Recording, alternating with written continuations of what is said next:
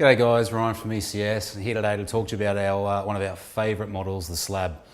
This really is one of the true performers in our stand-up paddleboard range. It's one of our favoured models from our team riders, from all-round performance surfing. It just fits the bill.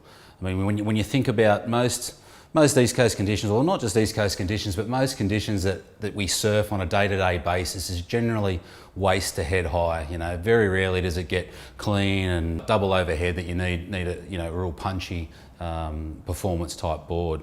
So this board came about from our shortboard version of this that we call the Slab, which was designed as a summer fun board, and it did just that. It was as a board that paddled effortlessly and surfed really well off the tail. So with that in mind, we brought that into the stand-up paddle version. And as you can see, that the board features a nice wide outline into that short slabbed fish tail.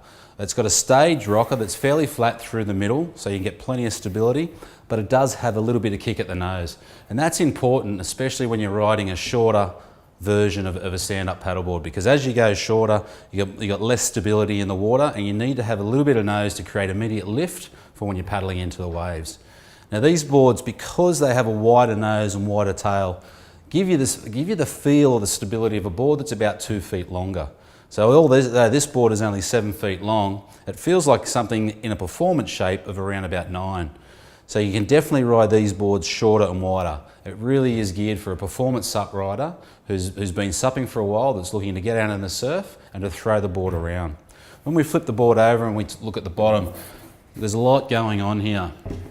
As I mentioned, it's quite a staged rocker through the middle, so it's nice and flat and gets in early. We've got that nice deep concave nose for immediate lift, and then we go into this sort of a semi-double concave through the back, but into 4 channels. Now what these channels do is just gives it a lot of directional speed, but really helps hold through your turns.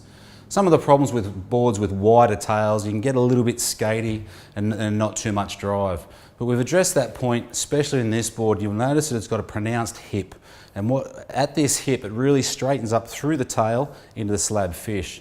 By creating these deep 4 channels, it also helps to hold, so you've got plenty of drive off the bottom into the wave. So when you take off, you come down, you hit, and halfway through your bottom turn, it hits this pivot point, the board just bites and comes back off and helps you come off the top.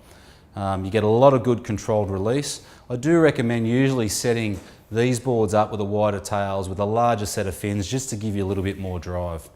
But for everyday conditions, from waist high to overhead, this is the board that's just going to put plenty of smiles on your face out in the surf.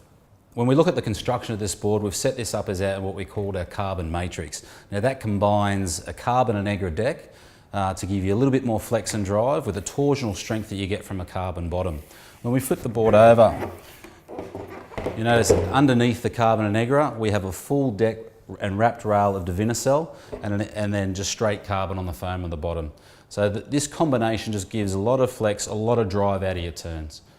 So there you have it, that's the Slab. If you're looking for a board that's going to be stable, that you want to come shorter, a little bit wider, but you still want performance out in the surf, this is the one to do it for you.